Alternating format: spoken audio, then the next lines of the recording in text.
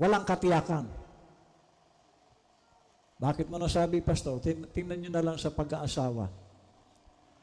Kapag ang pagpipili ng mapapangasawa, hindi mo tiyak, mapapalitan po yan. Tama? Kasi kung tiyak mo, bakit napalitan? Kaya napalitan kasi hindi mo tiyak na yan talaga.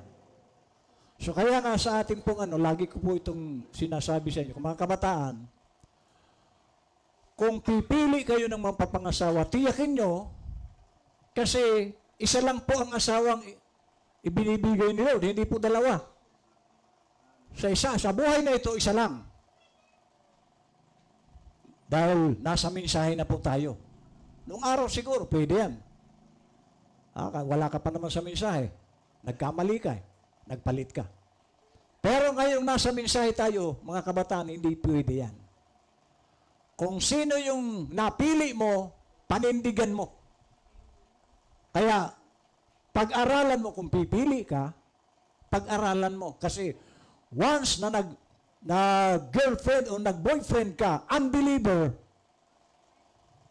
choice mo, delikado ka.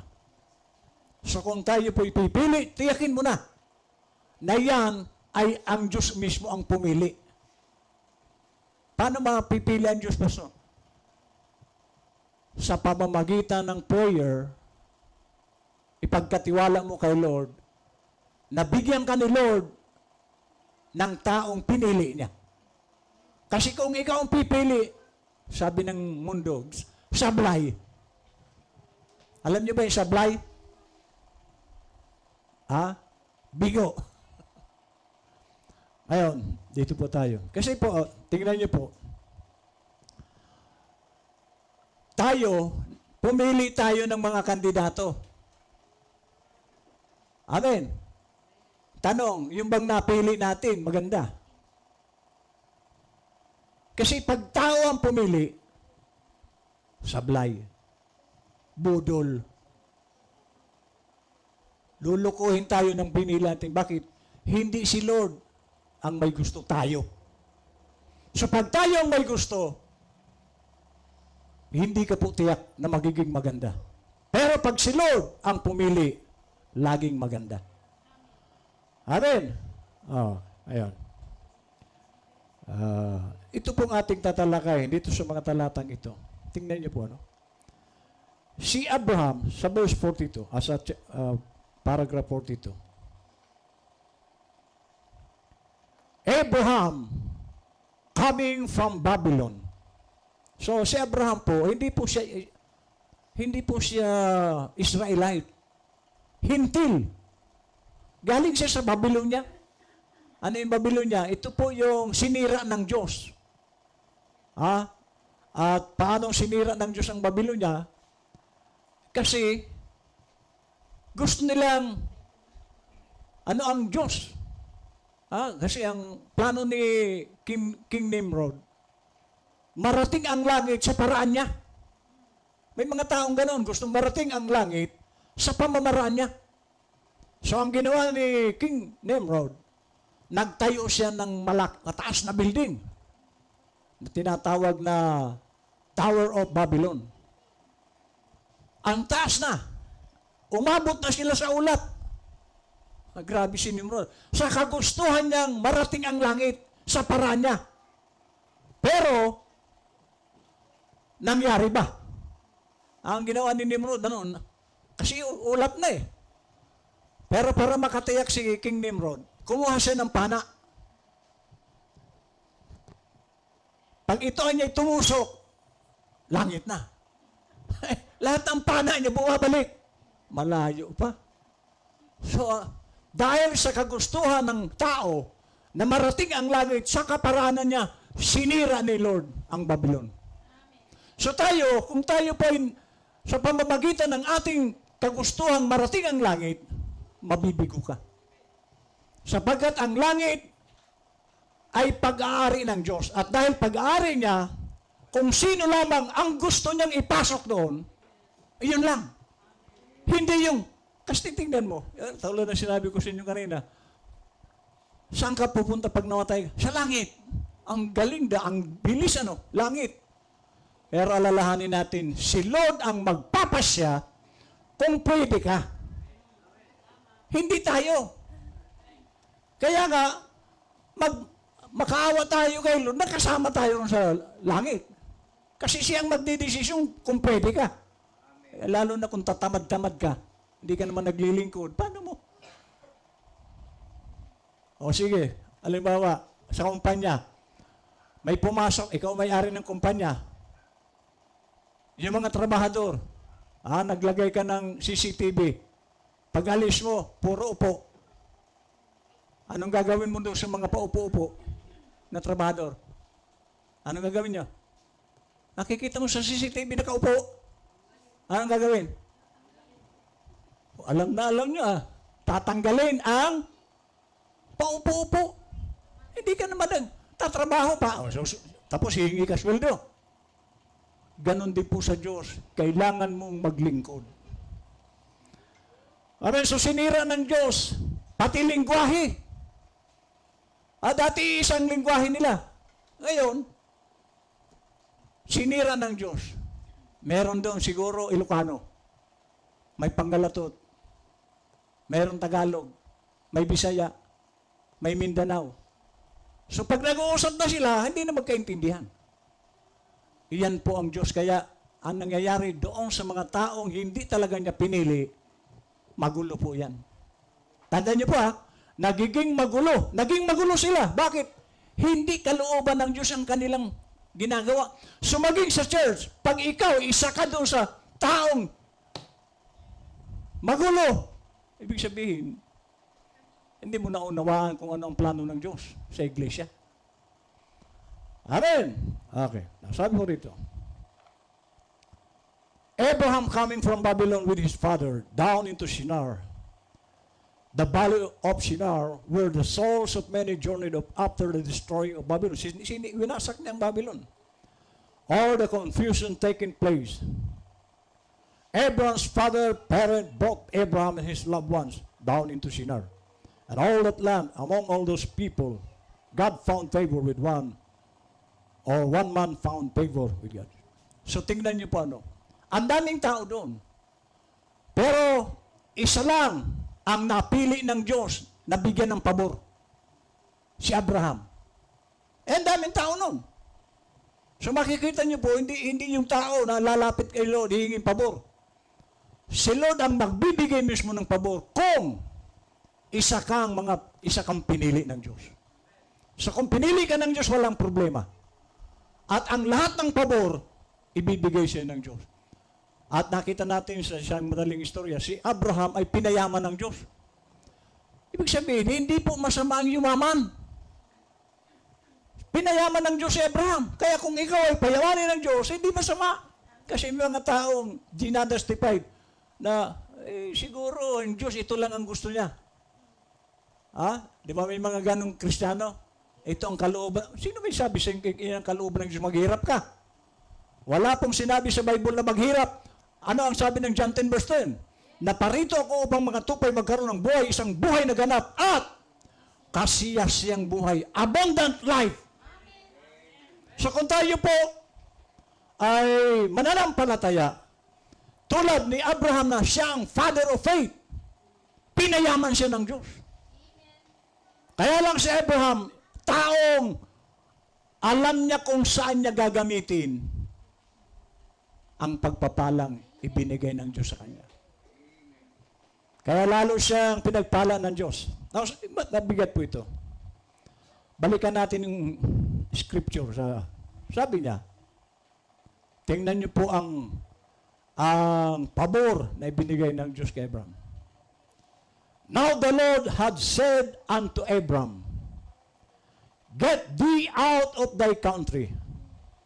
So, ang nais ni Abraham, ang nais ng Diyos kay Abraham, lisanin mo ang lugar mo. Anong kahulugan nito sa atin? Iwanan natin itong dagupan? Kasi sabi iwanan mo yung bansa mo. Get thee out of thy country. and from thy kindred, mga kamag-anak, and from thy father's house. So yung tahanan nila, umalis ka na dyan sa bahay nyo. And, bakit? Unto a land that I will show thee. Dadalhin kita sa lugar na nais ko. Ayan po ang gusto ko makita natin. Na ang nais ni Lord, yung lugar na gusto niya para sa iyo. Yung mga bagay na gusto niya para sa iyo, hindi yung gusto mo. Hello?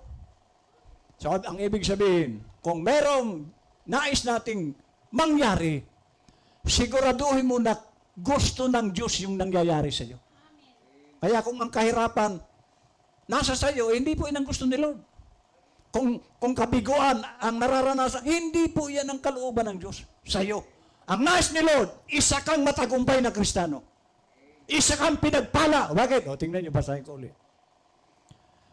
And from thy father's house unto a land that I will show thee.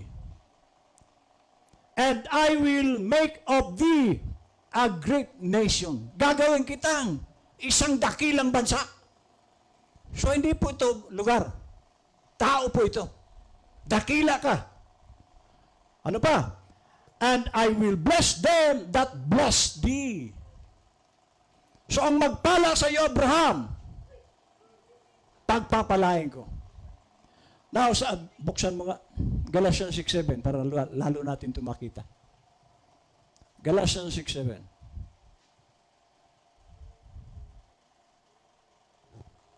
Be not deceived. Huwag kayong padaya. Ang Diyos ay hindi napabibiro. Seryoso po ang Diyos. Hello? Ibig sabihin, isa siyang Diyos na pag sinabi niya, gagawin niya. Sapagkat ang lahat na ihasik ng tao ay siya namang aanihin niya. Ano po ang sabi niyan? Lahat daw ng itanim natin, aanihin natin. Para bagang, pag nagtanim ka ng kamuting kahoy, huwag kang umasa ng ibubunga ng santol. Pwede ba yan? Kamuting kahoy, ang bunga santol. Ay, ang kamuting kahoy, sa lupa yan nagbubunga. Pag ano mo, tinanggal mo yung ano, uy, santol! Pero ang tinanim mo, kamuting kahoy. Kung kamuting kahoy, anong bunga? So, ibig sabihin, kung ano ang ginawa mo, yun ang aanihin mo. So, sabi dito, ang magpala sa iyo, Abraham, pagpapalain ko. So, halimbawa, yung kapatid na walang-wala, tinulungan mo, ang aanihin mo ganun din. Meron ding taong tutulong sa iyo na hindi mo alam. Hello? Kung nagbigay ka kay Lord, 90% ang ibabalik sa iyo ni Lord. Kung tapat ang pagbibigay mo. Pero maraming nagnanakaw kay Lord kaya hindi po pinagpapala ng... Kapag ang isang tao magnanakaw, paano pagpapalain ng Diyos yan? Ay ang tanim mo pagnanakaw. Paano kayo bibless? So sabi rito, pag pinagpala ka ng tao, sabi niya kay Abraham, pagpapalain ko yung taong nagpala sa iyo, yung tumulong sa iyo, tutulungan ko. Kaya ibig sabihin, ang kukontra kay Abraham, kalaban ko. Kaya nga tingnan niyo yung mga kumalaban sa akin, puro nasa kabaong. Bakit? Kinalaban mo ang lingkod ng Diyos. Saan ka pupulutin? O ilan na napunta sa, sa sementeryo. Yung iba naka-umang pa, naka-wheelchair. Nakakaawa. Bakit? Ang kinakalaban nila, lingkod ng Diyos. Yun nga lang, may nagsalita lang sa akin na hindi, naririnig po kasi, katulad na minsan yung naririnig ng Diyos ang sinasabi mo. Iniisip mo, alam ng Diyos yan. Paano mo madadaya, sabi diyan? Paano mo madadaya ang Diyos? Hindi mo madadaya. Yung sinalita mo, narinig, naka-record po yun. Iniisip mo, nirecord ng Lord yan. Hindi yan mabubura. Hello? Kaya nga kung tayo po'y nagsisinungaling, iayos mo ang buhay mo. Dahil naka-record yan kay Lord. Pagdating ng araw, sasabihin siya ni Lord, ito, nagsinungaling ka. Sa pastor mo pa ka, nagsinungaling ka. I will bless them that bless thee, and I will make thy name great. Kumbaga, ipapakilala kita. Makikilala ka. And thou shalt be a blessing. At ikaw ay maging pagpapala. Paano ka magpapala sa iba kung wala ka namang ipagpapala? So kaya ka magiging pagpapala sapagkat pagpapalain ka muna ng Diyos para ka magpala din sa iba. Anong ibibigay mo kung wala naman? Ito po. And I will bless them that bless thee, and will curse him that curse thee. Ang kumalaban sa iyo, ang sumumpa sa iyo, susumpahin ko rin. Kaya po delikado po na kapag ka ang kinakalaban nating Kristiyano, babalik sa iyo ang ginagawa mo. Ikaw ang mapapahamak. So kung tayo po ay may kapatiran, huwag mo pong kakalabanin yan. Lalo na kung pastor, huwag niyong kakalabanin ang pastor. Delikado. Ako hindi ko na matandaan kung ilan na yung binurol. Dahil kinalaban ako, ang dami na. Kayo alam nyo yan. Kung sino na mga binurol na sinisiraan ako. Hindi ko na mabilang eh. Dahil ito ang sabi ng Panginoon, and I will bless them that bless thee, and will curse him that curse thee. And in thee shall all the families of the earth be blessed. Nagpasimula kay Abraham ang pagpapala ng Diyos. At sa lahat ng inapo, kasama na tayo doon. Kasama po sa pagpapalang pangako ng Diyos. Amen.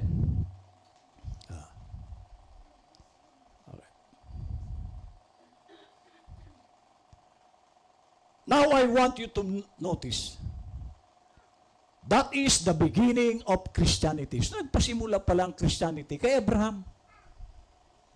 Oh, wala pa naman pastor doon si Kristo. Sinong may sabi sa'yo wala pa si Kristo? Sino yung pumasok kay Melchizedek? Dahil sa panahon po ni Abraham si Melchizedek.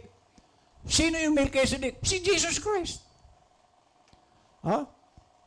So nagpasimula ang Kristyanismo panahon ni Abraham. The beginning of Christianity of the church.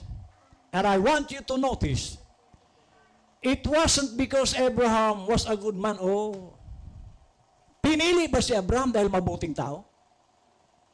Yan po ang Diyos. Hindi kanya pinili dahil, ito, pipiliin ko ito si Pulano. Mabuting tao ito. Si Abraham po isang ordinaryong tao rin. Galing pa sa Babylonia. Pero, binigyan ng Diyos ng pabor. So tayo po, bakit tayo nandito? Isang pabor po ito sa atin na malaman natin kung ano ang salita sa panahong ito. And I want you to notice, it wasn't because Abraham was a good man. It was because God elected and chose Abraham.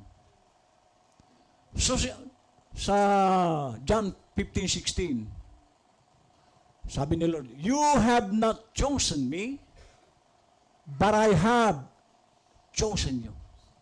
Hindi po tayong pumipili sa Diyos. Na, Diyos, gusto kita.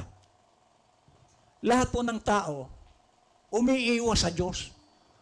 At kaya lang siya nakalapit sa Diyos, ginusto ng Diyos na mapalapit ka. Hindi ikaw may gusto. Diyos. Amen. It wasn't Abraham choosing God. It was God choosing Abraham. So pinili, kaya natawag si Abraham, kasi ang daming tao sa buong mundo noon. Bukod tanging si Abraham ang tinawag sa kanyang panahon. Nag-iisa. So kung ikaw ay tinawag ng Diyos, magpasalamat ka. Magpiyesta ka. Bakit? Ang daming tao dito, sa buong Pangasinan, ang dami rito. Bakit iilang lang kayo? So yan ang dapat mong pasalamatan, Lord. Salamat, isa ako sa pinili mo. Dahil kung hindi ka pinili ng Diyos, wala ka rin dito. Baka nandun ka rin sa inuman. Baka nandun ka sa chismisan. Baka nandun ka sa kung anong kalukuhan. Pero dahil pinili ka, sa linggong ito, dinala ka ng Diyos dito. Si Lord po ang nagdadala ng tao sa church. Hindi ikaw. Baka akala mo, oh, gusto kong dumalo.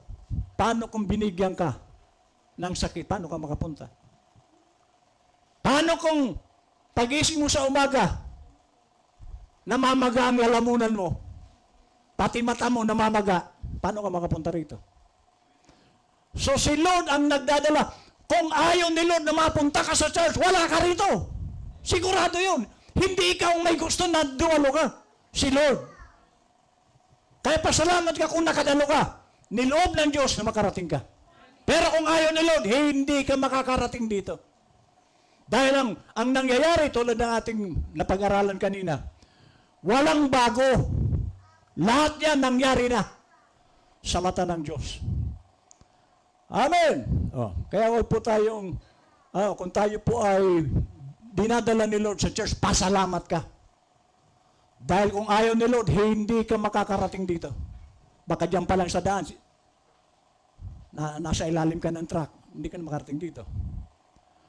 Amen. Sabi niya, it was God choosing Abraham. Can you see it? And now watch. Now as it was then, so is it today. So kung paano noon, na si Abraham, Diyos ang pumili, ganon din po tayo ngayon. Hindi tayo ang pumili sa Diyos. Pinili ka ng Diyos. Kaya ka nandito. It isn't you choosing God. It's God choosing you. Ayan. So mapalad ka kung pinili ka ng Panginoon. Now this may be very strong. And I want you to notice, immediately after choice, election, each separation from everything else as soon as he calls, si Abraham, noong siya po ay pinili, ang kahulugan po ng pagpipili ng Diyos, separation. Kailangan mong ma-separate, lalo na sa mundo. Humiwalay ka dyan. Ang layunin pala kaya tayo pinili ng Diyos upang ihiwalay tayo sa mundo. O sa, kasi tingnan nyo, hindi po believer ang tatay niya, nanay niya, ang mga kamag-anak niya. So kaya sinabi dito na, iwanan mo yan. Kaya lang po si Abraham medyo may katigasin din ng ulo. Tulad din ng maraming Kristiyano. Bakit may katigasan ng ulo ni Abraham? Isinama yung tatay niya. Isinabi ni Lord, humiwalay ka sa kanila. Isinama. So marami rin Kristiyano, tinawag ni Lord hanggang ngayon kasama ang mundo. Nakikipaghalupili sa mundo. Ayaw po ni Lord dyan. Na tinawag ka tapos nandun ka pa rin sa dati mong pagkatao. Lalo na yung mga walang nabago. Umiinom noon, hanggang ngayon umiinom. Ang laki pong kasalanan niya na parang insulto yan sa Diyos. Pero wala kang takot sa Diyos. Insulto po yan. Dinala ka na sa tama, pagkatapos dala-dala mo pa rin hanggang ngayon. Yung ugali mo noon. Ayaw mo pa rin hiwalayan. Si Lord, pag tayo po pala tinatawag, iwanan mo na makamundong bagay. Dahil ang layunin ni Lord kaya ka tinawag upang ihiwalay ka sa mundo. Baka po tayo ay dala-dala pa natin ang mundo, iwanan mo. Dahil kaya ka tinawag ni Lord. Bakit? Kasi alam niyo ba ang Diyos? Siloso. Pag-aralan natin yan. Siloso ang Diyos na kapag meron ka pang mas mahal kaysa sa Diyos, mas mahal mo ang mundo kaysa sa Diyos, nagsisilo siya. Amen. Sabi niya, He elects, calls. Then when He calls, He separates you from everything that hangs on to you.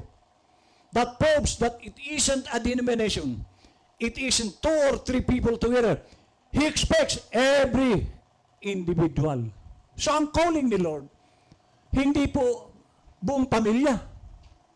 Hindi buong barangay.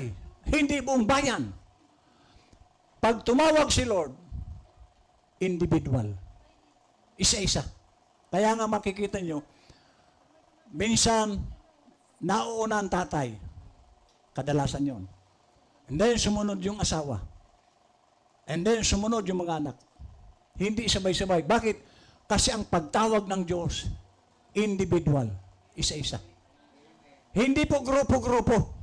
Ha? It's an individual affair with every person. 45.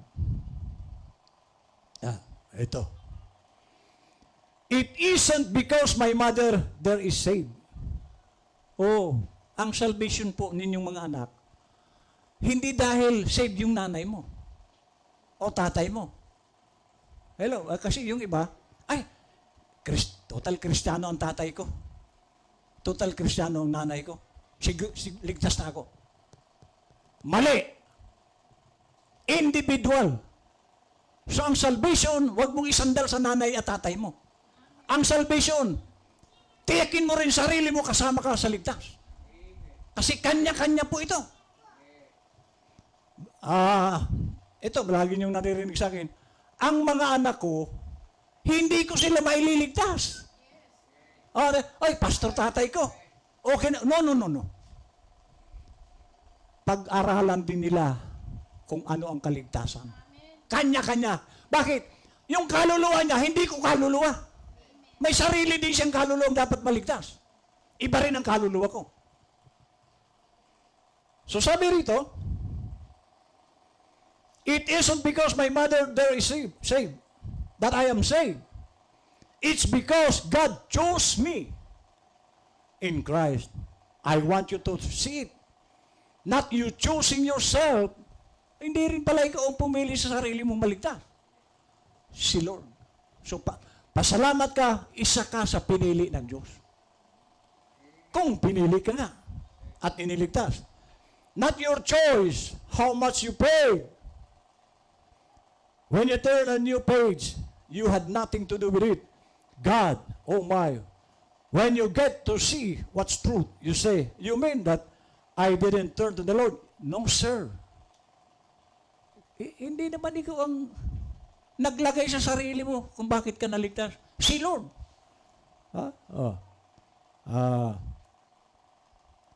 You had no way at all of turning to the Lord. Your whole nature, your whole makeup was against God. So kaya nga nung nagkasala si Adan at Eva, hinanap sila ng Diyos. Hindi sila lumapit sa Diyos. Iyan po ang tao. Kapag may kasalanan, hindi po yan lalapit sa Diyos. Kaya magpasalamat ka, merong ginagamit ang Diyos sa buhay mo. Kung ikaw, hindi ka lalapit sa Diyos. Hello? So pasalamat ka, may taong ginamit ang Diyos para sa buhay mo. Kaya kung tayo po ay ginagamitan ng tao, magpasalamat, Lord. Yung iba, ginamit ng Diyos. Nung bandang huli, kalaban, hindi na naalala kung paano siya nakarating sa salita ng Diyos. Kung paano siya binago ng Diyos, nalimutan niya. So dapat tayo, tinitingnan din natin yung mga taong ginagamit sa atin ng Diyos. Mapakapal mo man lang. Hello. Mabigyan mo man lang ng skyflakes. Sabi niya, your whole makeup was against God. Wala pong maganda sa atin. Naging maganda na lang tayo ngayon kasi merong ginamit ang Diyos sa buhay mo. Kung wala, andun ka pa rin sa libutan at nakaumang sa impyerno. Amen. God called you. It's always been that way. Ito. In a garden of Eden, when man sinned, first look at the nature of a sinner. Hiding. Ayun, hiding. So nagtatago po ang taong nagkasala sa Diyos. Hindi po yan lalapit sa Diyos. It was Adam hiding and God calling Adam. You see, that's the nature of a sinner. Ang naturalisan ng makasalanan, magtago sa Diyos. O paano mo matatagpuan ang Diyos kung nagtatago ka? Pero bakit napunta ka sa Diyos? Mayroong ginamit sa iyo ang Diyos. At pasalamatan mo ang Diyos dun sa taong ginagamit sa iyo ng Diyos. At kung ginagamit sila ng Diyos, pagtiyagaan mo rin. Dahil pag iniwan ka ng ginagamit sa iyo ng Diyos, ikaw rin ang kawawa. Hello? Tahimik. Tahimik ang Eden.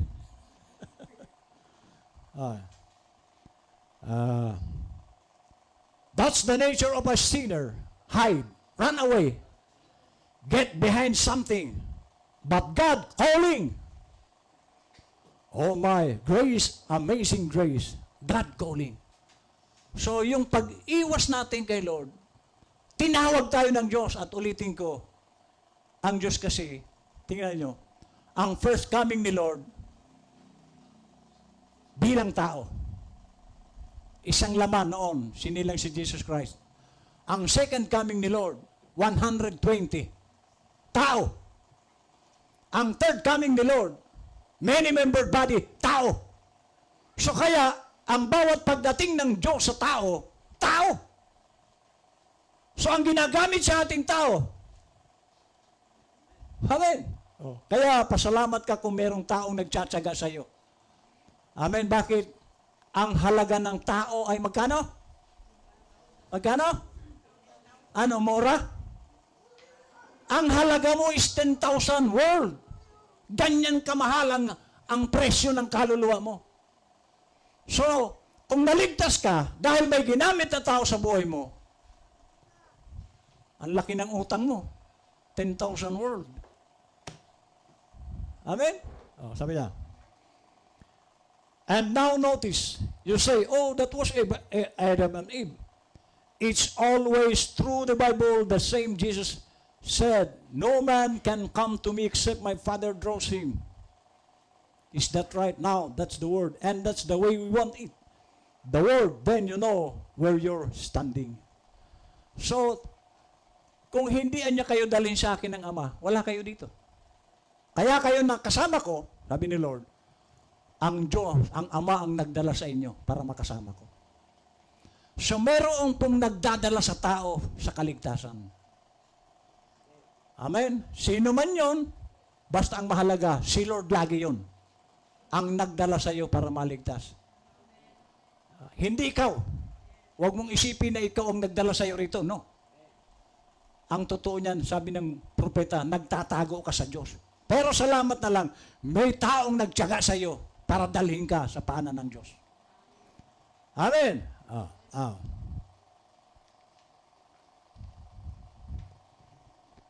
49. Now, before you can become a Christian, God called you. Bago ka naging Kristiyano, tinawag ka ng Diyos. Not you calling God. Hindi ikaw ang tumawag sa Diyos. God called you. So lahat po tayo tinawag ng Diyos. Hindi tayo ang nagtawag kay Lord. Amen? Now He called Abraham, and He is the father of us all. The faith. Notice now, He said, Abraham. Now it's election. So ang calling ni Lord, election. Sa katatapos na eleksyon, tayo ang pumili. Ano, tama ba yung napili natin? Kasi choosing ng tao yun. Pero ang kagandahan kay Abraham, Diyos ang pumili sa kanya. At mayroong magandang plano ang Diyos kay Abraham. Sa lahat ng mga tinatawag ng Diyos, tandaan niyo ito, mayroong magandang plano ang Diyos sa iyo. Kaya kung inakala mong tinawag ka ng Diyos, maganda ang plano ng Diyos sa buhay mo. O, bigyan ko uli kayo ng example. Kaya bakit po ako hindi pinanghinaan? Hindi ako tumigil. Nagpatuloy ako sa paglilingkod. Alam ko kasi may plano ang Diyos sa buhay ko. Sino si Rodolfo? Basura. Bakit basura? Isipin nyo. 7 bisis ka makulong, di ba basura ka? Walang kwentang tao. Pero ngayon meron ng kwenta. Isa yan sa mga plano ng Diyos sa buhay ko. Na yung basura, gawin niyang ginto. Dati basura. Ulitin ko, ngayon hindi na. Dati walang kwenta, ngayon may kwenta na. Iyan po ang mga plano ng Diyos kapag ang tao ay tinawag niya. Merong magandang paglalagyan sa iyo. Dati, walang makain. Ngayon, sobra-sobrang pagkain. Dati, walang damit. Nagpipreach ako noon. T-shirt. Merong drawing dito, Ginebra San Miguel, na nakabikini. Wala. Pero ngayon, sabi ko nga sa inyo, kahit araw-araw ako magbihis 3 beses, meron akong damit. Hello? Iyan po ang plano ng Diyos sa atin. Gawing maganda ang buhay. Hindi pahirapan. Hindi po tumawag ang Diyos na pahirapan ka. Maaaring subukin ka, pero hindi plano ng Diyos na pahirapan niya mga tinawag niya. Ang plano ng Diyos, pagpalain ang buhay mo. Na hindi ka mauusan, hindi ka mawawalan. At iyan po ang karanasan ni Pastor. Mula sa wala. Isipin mo yan na hindi po pumasok sa isip ko yung humawak ng 4 wheels. Ano ko lang noon, basta may sasakyan lang. Salamat. Pero pinahawak niya ako 4 wheels. Amen. Inayos niya ang buhay ko. Yan po ang plano ng Diyos sa bawat isa sa atin. Ayusin ang buhay. Pagpalain ng Diyos. Amen. Election. Cause it's the truth. So ang Diyos ang pumipili. Now you didn't become a Christian just coincidence. Ooh. Alam niya, ano pang ibig sabihin ng coincidence? Na nagkaano lang. Kumbaga, walang plano na nangyari. No! Plano ng Diyos sa pagpalain tayo. Biblical ba yan, Pastor? Buksan mo nga John 10 verse 10. Sinabi ba ng Diyos na magandang plano niya? John 10 verse 10.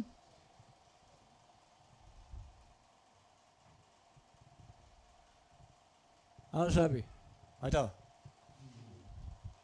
The thief cometh not but for to steal and to kill and to destroy. I am come that they might have life. Oh. And that they might have it more. Ano yung more? May more na ginamit eh. Ibig sabihin, higit pa doon sa inaasahan mo. Na ano? Abundantly. Wala pong plano si Lord na maghirap ka. So ngayon, magpatuloy ka lang. Kapag nakita ng Diyos ang katapatan mo, doon ka niya ibibless. Yan po ang plano ni Lord.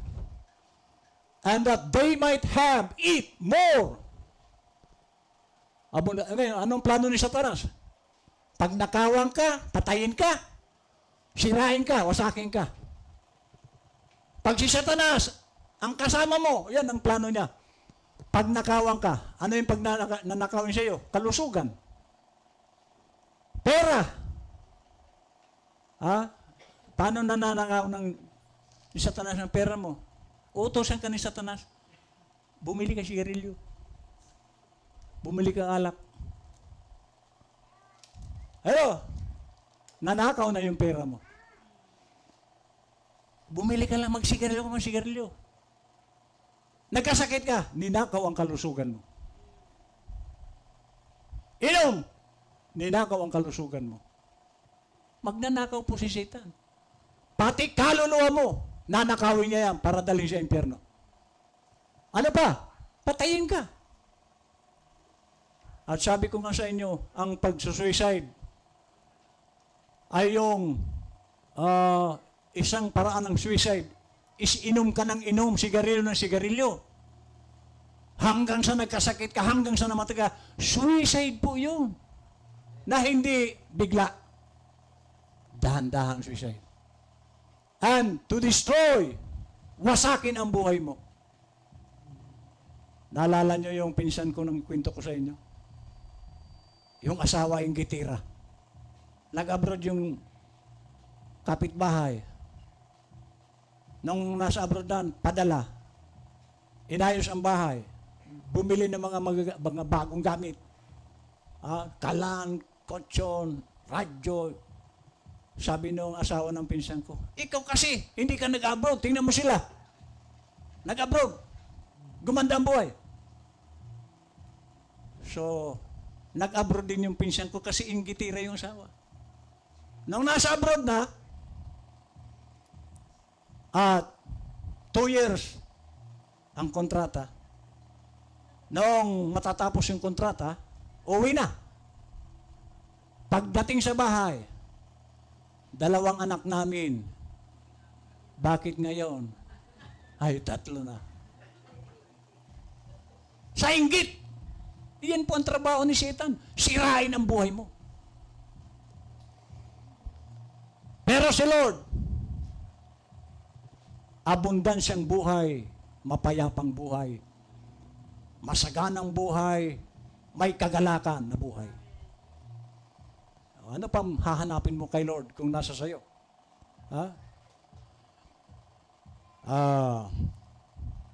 You didn't become a Christian just coincidence. Because you become a Christian before you was in this world. Before you were born, God ordained you to be a Christian.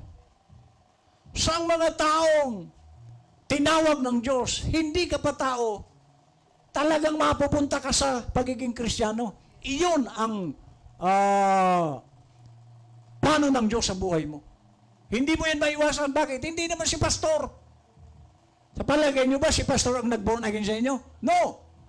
Kung hindi ka tinawag ng Diyos, hindi ka mabuborn again.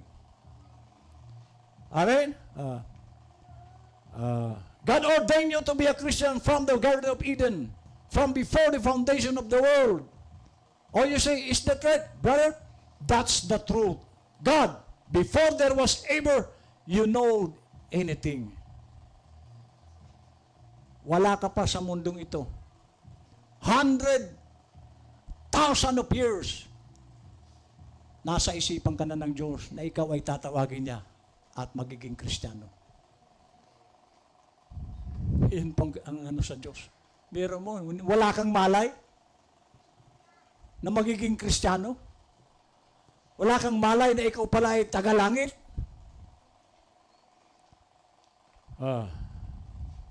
Okay. But we were ordained, predestinated. You know what predestinate means? The destination of anything was pre-so by God. So lahat po tayo, kung ikaw po ay predestinado, matagal na po itong alam ng Diyos. O katulad nito, sino po sa inyo dito ang may gustong mapunta rito? Meron? Na ako'y pupunta sa bukid. Noon pa, sabi mo nung ikaw ay 12 years old, sabi mo, doon ako dadalo sa bukid.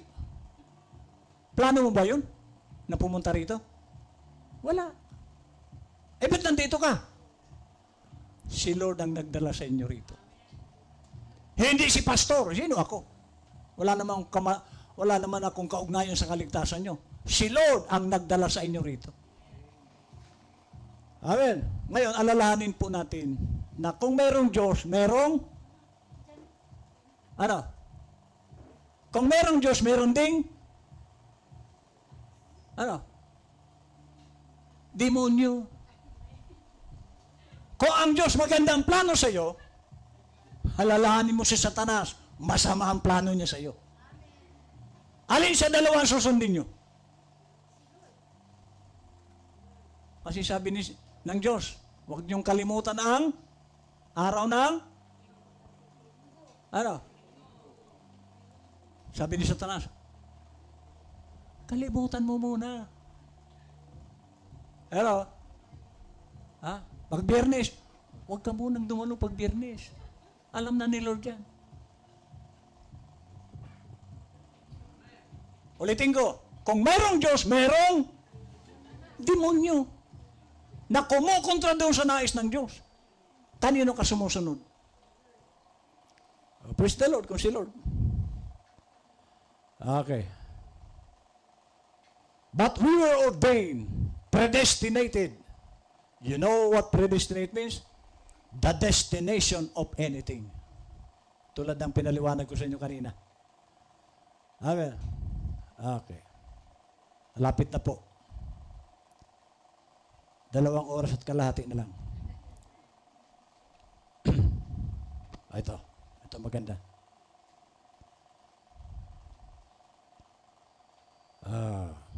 Dito po sa Ephesians, may sinabi dito si Pablo. Sabi niya,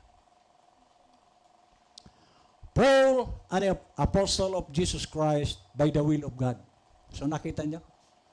Si Pablo naging apostol by the will. Hindi niya ginusto. Hindi sinabi ni Paul, magiging apostol ako. Naging apostol si Pablo, ginusto ng Diyos. By the will of God.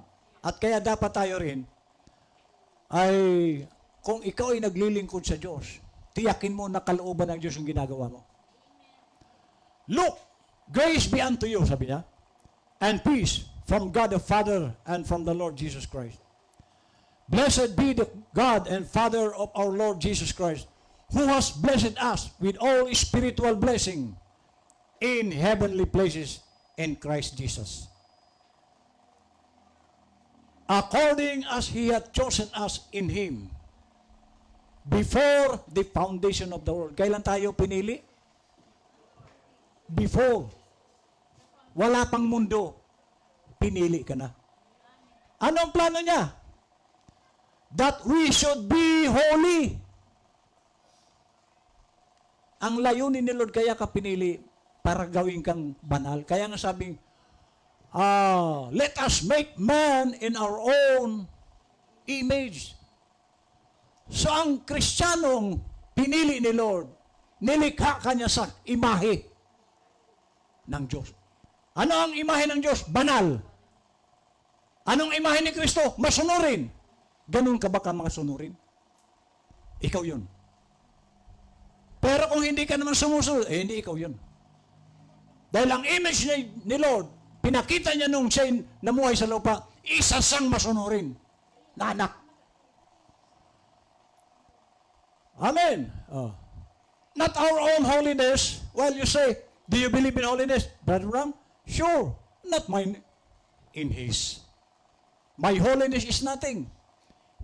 His is perfect. Well, you say then, do you believe that you can drink? Or, siguro sigar ang karugtong dito. Naniniwala ka ba, Brother Ram, na pwede kang uminom o magsigarilyo? No. I never say that. Look, a grain of wheat can only produce wheat. Ang trigo, ang bunga niyan ay, so kung ano ka, yun din ang ibubunga mo. Hindi ka pwedeng magbunga ng iba ang pagkatao mo. So kung ikaw po ay hindi naman talaga predestinado, ang aaksyonan mo, hindi yung nais ng Diyos. Yung nais mo ang gusto mo. Hindi yung nais ng Diyos. Pero ang predestinado, kung ano ang nais ng Diyos, iyon ang hahakbangan mo. Hindi yung nais mo. Kaya sabi ng Diyos, kaya nga nung magturo si Lord ng prayer, anong prayer ni Lord? Our Father. Ano yung Our Father? Tiyakin mo na tatay mo ang Diyos. Kasi maraming tao na hindi naman anak ng Diyos, tumatawag sila ng Father. Ang dapat lang tumawag ng Diyos, ng Father sa Diyos, anak niya. Kaya kung hindi ka naman anak, huwag kang tumawag sa kanya. Hindi mo siya tatay. Ang anak ng Diyos, yung kanya. Anong kasunod? Who art? Saan? So tiyakin mo ang tinatawagan mong Diyos, tagalangit. Kasi yung iba tumatawag sa Diyos, ang Diyos na dingding. Kaya ang pagnanalangin sila, Ama naming, sumasadingding ka. Kasi ang Diyos nila daw sa dingding. Hindi kumikilos. May pintura yung iba. Ang iba litrato. Ayun ang Diyos nila. Ang Diyos po nandito ngayon. Anong karugtong? Hallowed be, sambahin ang, ay yung iba sinasamba ribulto. Ang sinasamba litrato. Ang sinasamba tao. Pangalan ni Jesus. Ano pa kasunod nun? Thy kingdom come. Thy will be done in earth as it is in heaven. Tagalog, sundin ang kalooban mo kung paanong sa langit, ganun din sa lupa. Anong ibig sabihin nun? Kung ano ang gawain dyan sa langit, iyon ang gawin mo dito. Kung may suntukan doon, may labo-labo doon, may inuman doon, may lasigan doon, may sugal doon, gawin natin sa lupa. Meron ba? O bakit ang ginagawa ng iba, sigarilyo? May sigarilyo ba sa langit? May alak ba sa langit? May babayero ba doon? Huwag mong gawin dito yan. Dahil sabi ni Lord, Thy will be done on earth as it is in heaven. Hindi po yan prayer na memoryahin. Maraming sumasalangin ng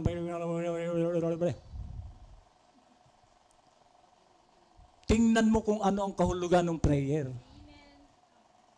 Hindi para memoryahin mo yan. Yung kahulugan noon. Nasabi niya, Thy will be done on earth as it is. Kung ano ang meron dyan, iyon ang gawin natin sa lupa. Amen. Kaya hindi mo maiwasan. Kung ano ka, makikita ito sa action mo. Kung sino ang nasa loob mo, makikita ito sa labas mo. Hindi mo yun matatago. Don't be deceived. You had better search this close now. If you keep on saying, well, I don't condemn you to do this, and I don't condemn you to do that, things of the world. Now I'm going to hurt you just a little bit.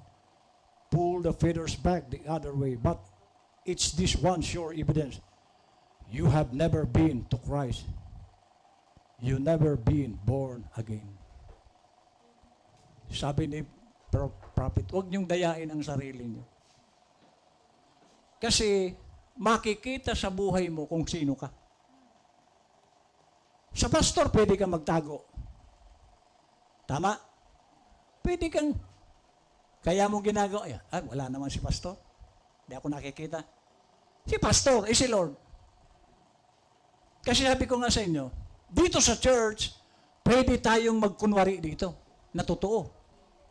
Pero pag uwi mo, lalabas na doon sa bahay mo kung sino ka. Hello, dito, pwede tayong mag-artista rito. Ang bait natin sa kapatid. Pero pag uwi mo, doon na lalabas ang tunay na ikaw. Dito, pwede tayong mag-plastic. Pwede tayong magpakita na maganda. Pero pag uwi mo, lalabas na ang tunay na ikaw. Hindi mo yan may tatago. Last. He that loves the world or the things of the world, the love of God, not even in him. So sabi niya, ang umiibig Diyos sa sanlibutan at sa mga bagay ng sanlibutan, ang dahilan nito, wala sa Kanya ang pag-ibig ng Diyos. Kaya ka pala gumagawa ng pansanlibutan kasi walang Diyos dyan na nag-aayos ng buhay mo. Desisyon mo lang. Tigil ko na inom. Itigil ko na ang sigarilyo. Desisyon mo yun. Iba yung desisyon ng Diyos na tinanggalan ka ng sigarilyo at alak. Kasi pag si Lord ang nagtanggal niyan, hindi na po yung babalik. Kung si Lord. Pero kung ikaw lang ang nagtanggal, babalik po yan. Kasi yan yung tunay na ikaw. Umiinom. Nagsisigarilyo. Babalik yan. Maliban kung may cancer ka na siguro. Tama? Halimbawa, nagsisigarilyo ka. Ngayon, wala pang cancer. Ayaw mong tumigil. Pag may cancer ka na, yung baga mo, kapiraso na lang, titigil na ako. ikaw ang nagbago sa sarili mo, hindi ang Diyos. Amen?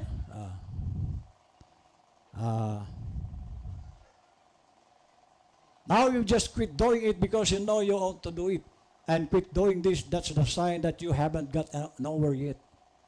When that thing becomes dead in you and the nature of it's gone away, there's another person in there and it can only produce the Holy Oil. So, maliwanag po, sabi ng prophet. Kaya, nababago ang tao. May Holy Ghost doon sa loob niya. At yung Holy Ghost na yun ang nagbabago sa kanya. Hindi si pastor, kahit magdaldal ako rito, hindi kayo mababago sa daldal ko. Mababago kayo kapag may Holy Ghost dyan sa loob ng katawan mo. Hindi mo yun maiwasan. Dahil si Lord ang nagbabago ng buhay. Amen. Ha? The Holy Spirit that was in Christ, in you, produces the Christ-like life.